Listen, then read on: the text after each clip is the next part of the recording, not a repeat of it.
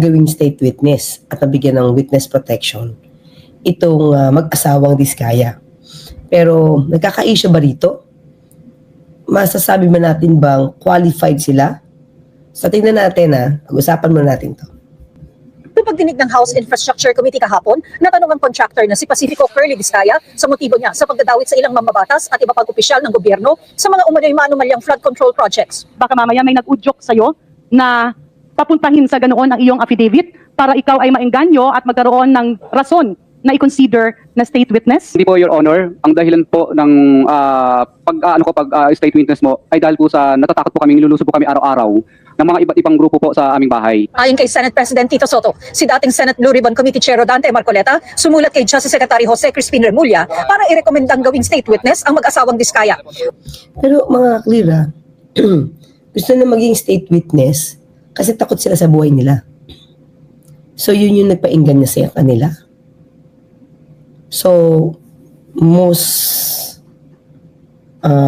probably mukhang pansarili din ito. Tandaan natin maraming qualifications para ikaw ay maging state witness.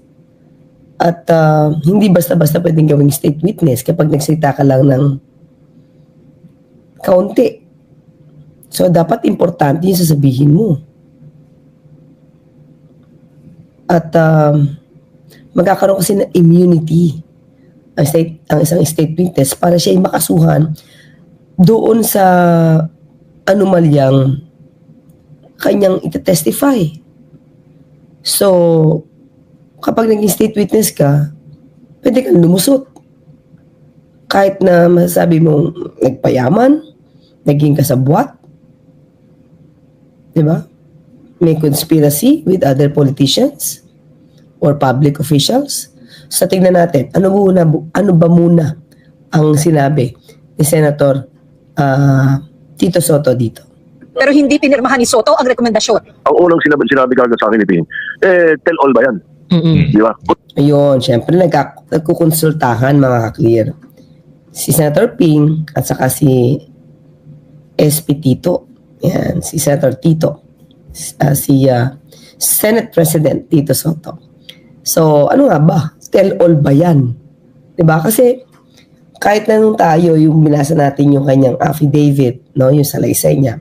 Sabi natin, ako, nung trink up natin ito, mga ka-clear, dito sa ating live stream, napansin natin na bakit parang may kulang na date, bakit parang may gap, no?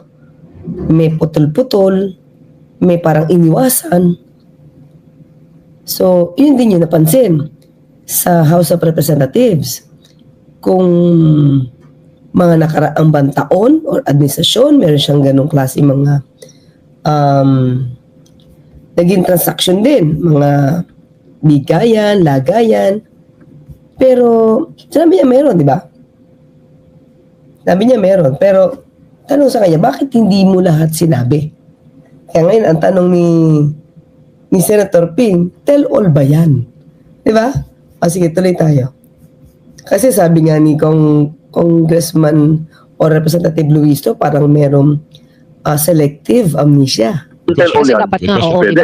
Pag-usapan natin. Pero ano sinabi? Puro congressman ang binanggit. Saka meron pang mga nagka-question doon sa mga binanggit na mga pangalan na tao. So, paano mong kaya nga papayag ka kagad?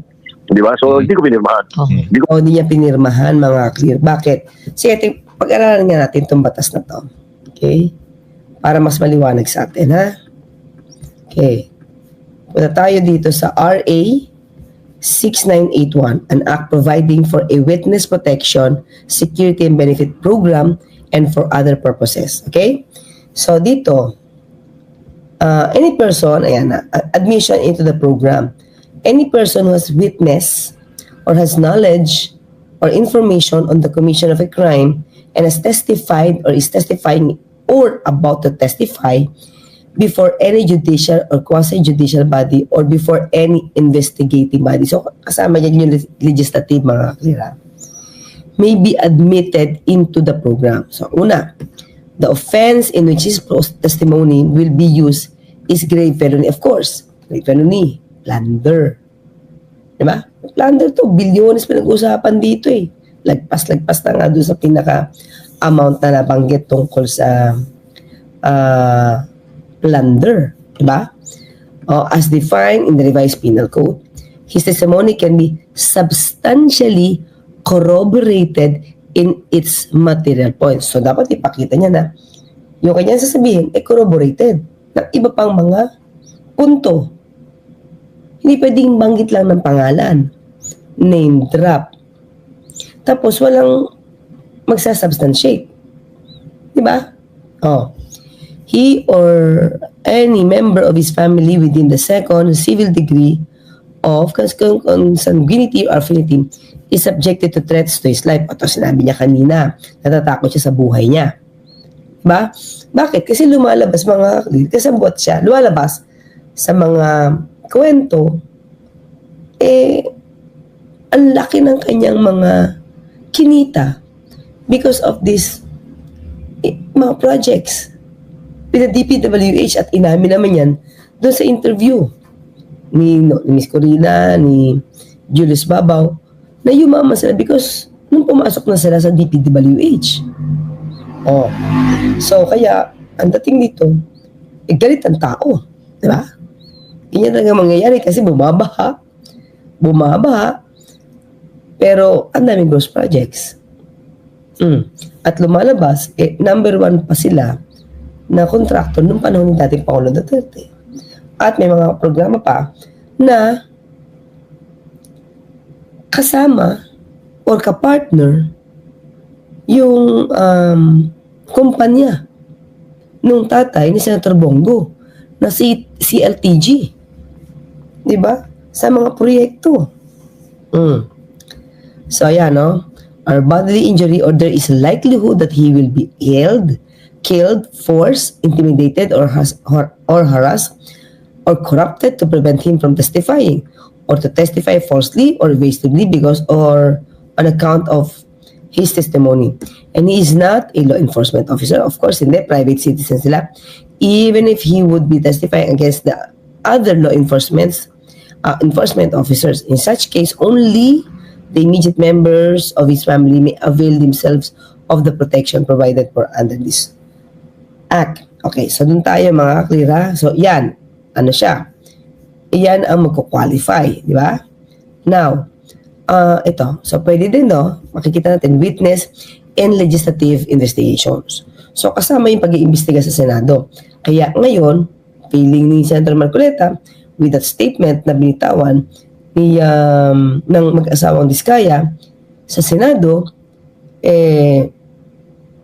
baka pwede silang maging state witness at mabigyan ng immunity na sila ay makasuhan pa.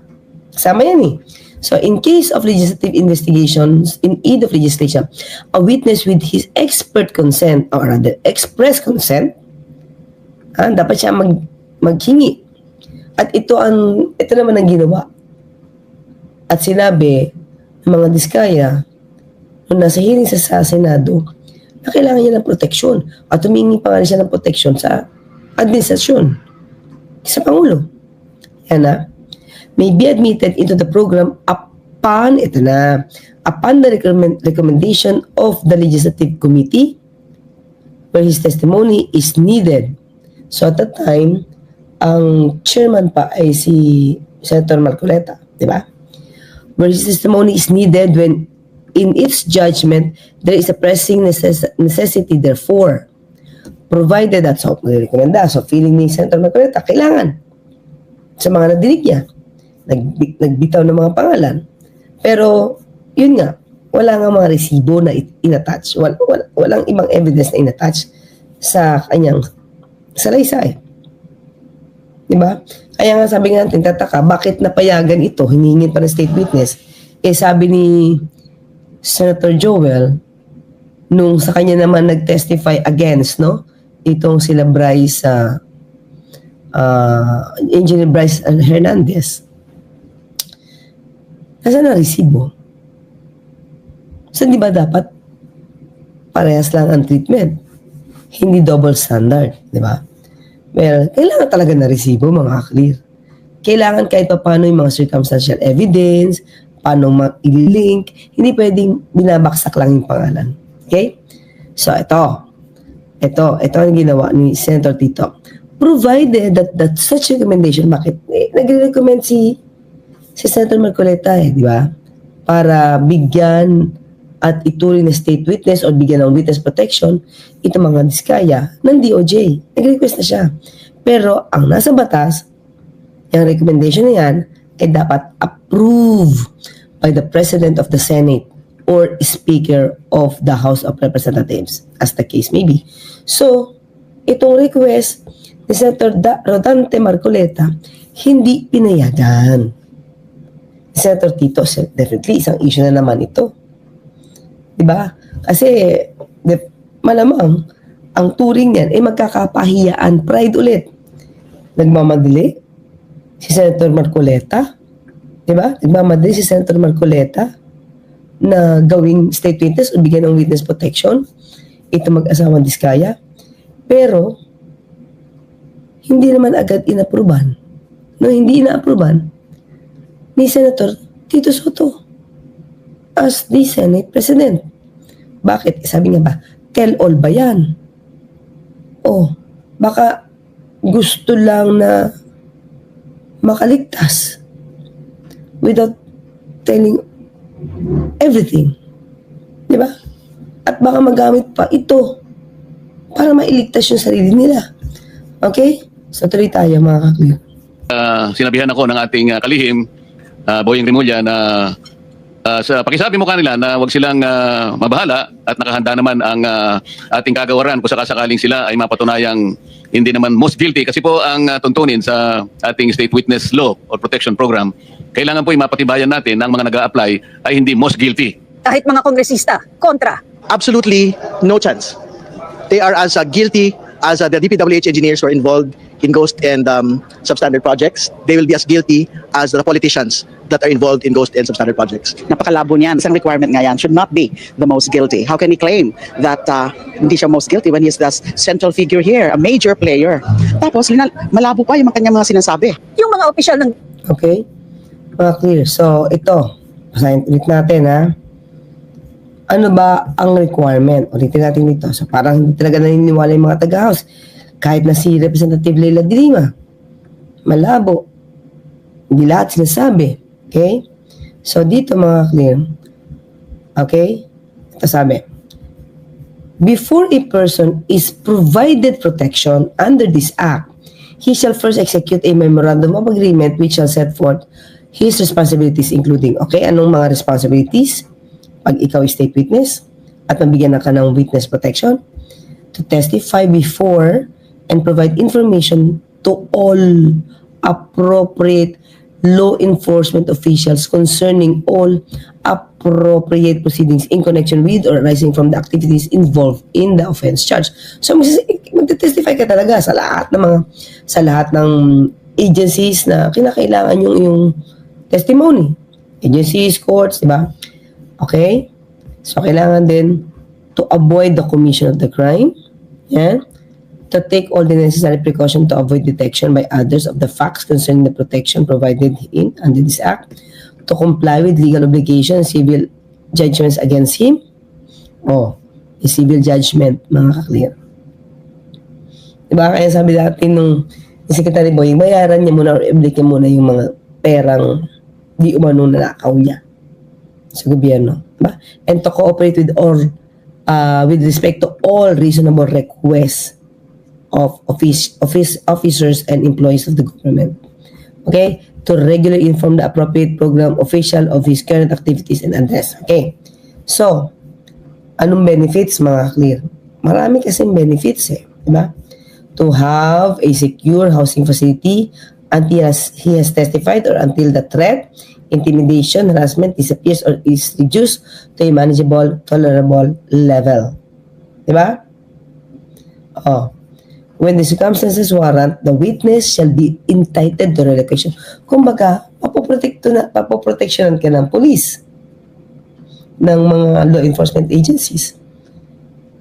Diba? Sa galit ng mga tao. Pero, yun nga, ang dating dito is, ano ang maitutulong mo para masolba yung problema? Lahat ba ay sasabihin mo? O meron kang isi-save o meron kang poproteksyonan. Hindi pwede yun. Diba? This right may be extended to any member of the family of the witness within the second civil degree pa.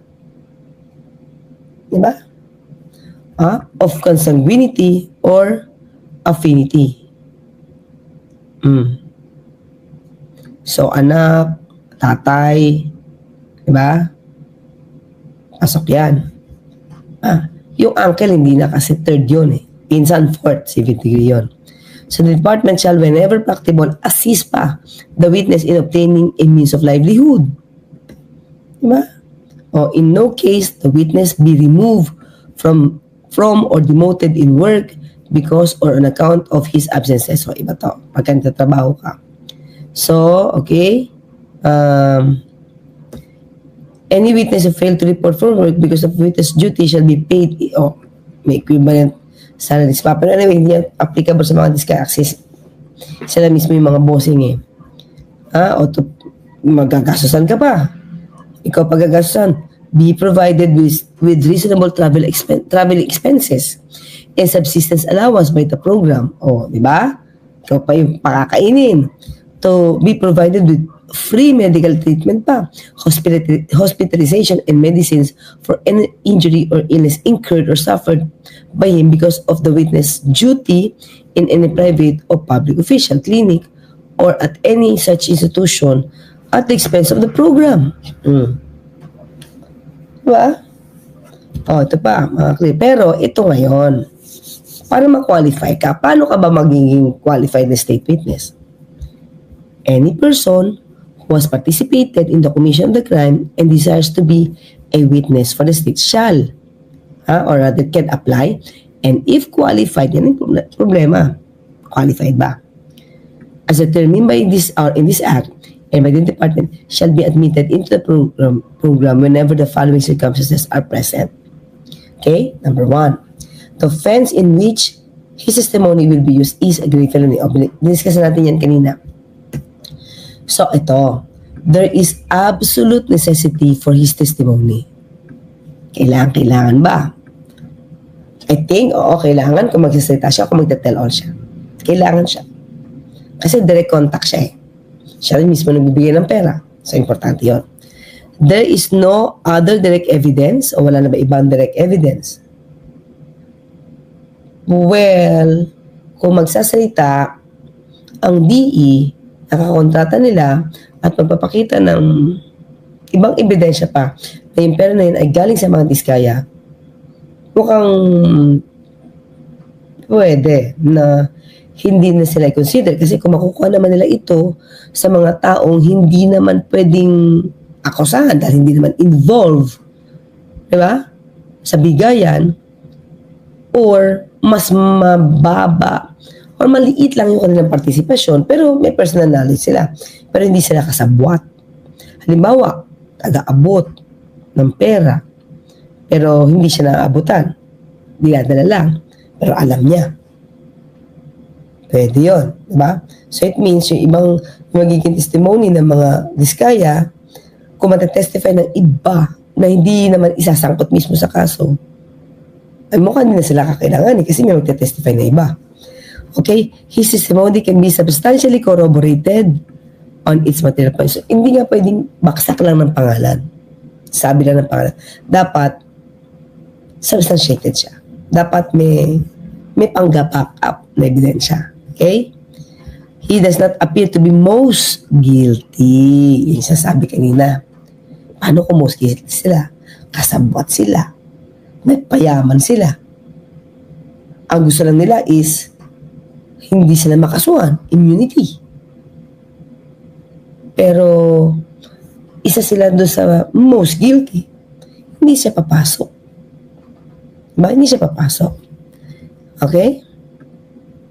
And he has not at any time been convicted of any crime involving moral turpitude. Okay?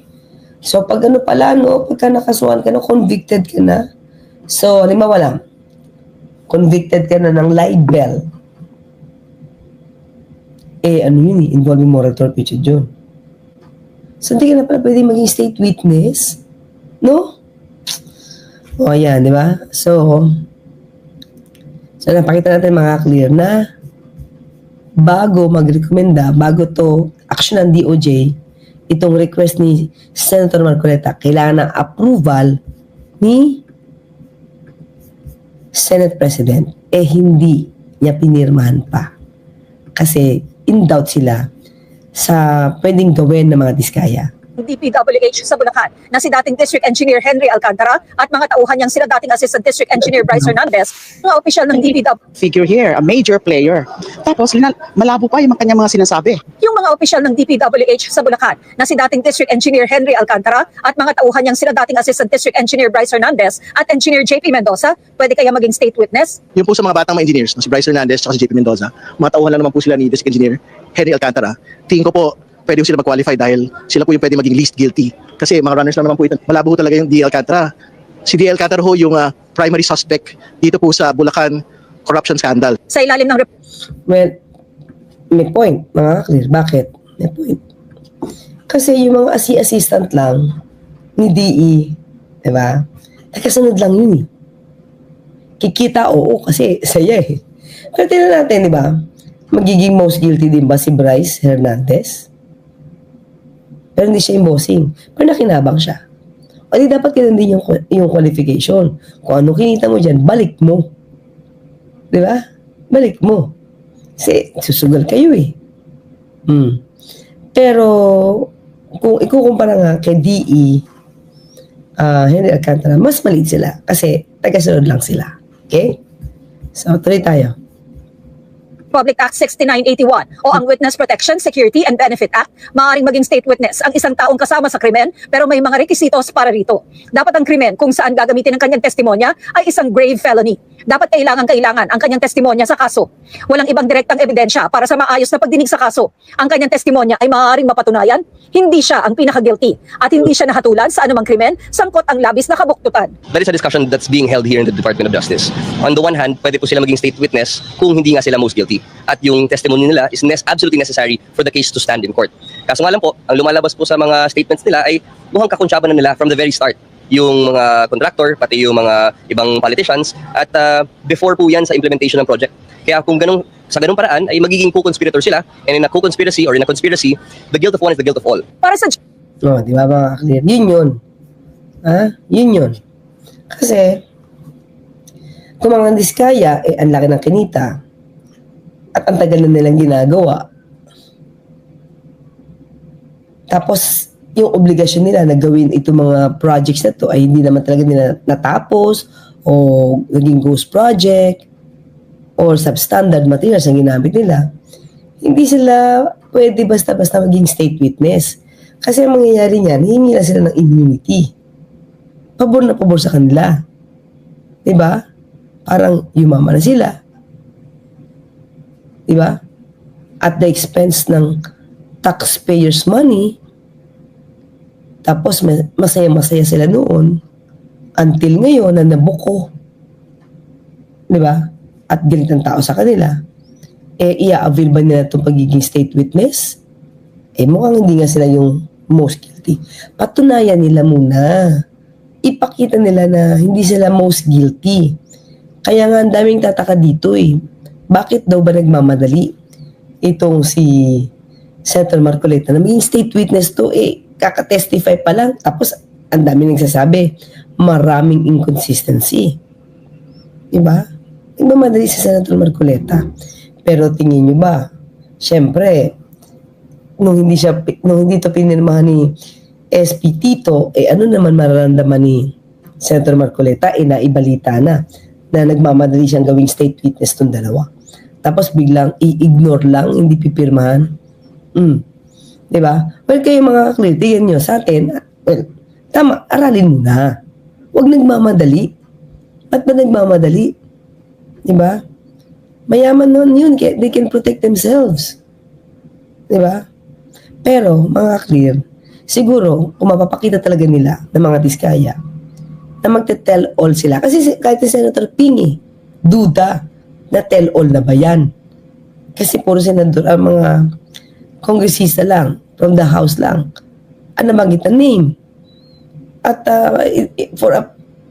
for a particular period lang. Paano yung nakaraang admin? Mga hindi lang isa, huwag natin i-isolate yung panahon ni dating Pangulong Duterte. Diba? May nadinig nga ako, may nagsabi na, okay, hindi ko alam ba kung mali ako. May nagsabi na tungkol sa mga Nepal, diba?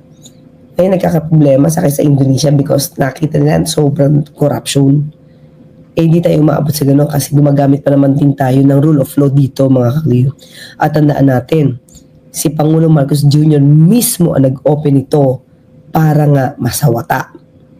Kasi pag hindi niya ito nilakas ang loob niya, hindi siya naging matapang dito na dapat paimbestigahan itong mga flood control projects na guni-guni. Diba? Hindi ito mai-open. Ano sabi ni wait, sino ba nagsabi? Nakita ko sa isang hearing sa Senate plenary session na sinabi niya, ito nga si Senator Joel parang 2016 pa kinakalampag na tong flood control projects. Oo nga. Ang tanong, anong ginawa after? After magsalita, anong ginawa? Nagpahiling ba kayo? Nagpahiling ba siya? Diba? Sabi niya, ang inamin niya, 2023 pa lang nag-iingay na siya. Pero, yung 2023 pala, yung text, pinapakita niya na medyo masama yung loob niya sa DPWH. Dahil hindi siya pinapansin. Hindi siya nirerespeto. Kasi merong pagkukulang, something, no? Yung DPWH sa kanya. Ano yun? Ano yung hinihingi mong respeto? Bakit kay DE Henry Alcantara pa dadaan? Diba? So, yun. So, tingnan na lang natin mga kakli. Kung magte-tell all ba ang Diskaya. Pero baka nga hindi pa rin sila maging hindi pa rin sila maging ma-qualify if ever makukonsider sila na one of those people na most guilty. Diba? Conspiracy ang lumalabas mo. May conspiracy mula sa mga opisyal hanggang sa iyo, diba? Nagkutsabahan kayo para pagkakitaan ang bayan. So, yun lang. So, tingnan natin, maraming tumutol sa mabilis na pagre-rekomenda ni Senator Marcoleta na maging state witness itong mga Diskaya.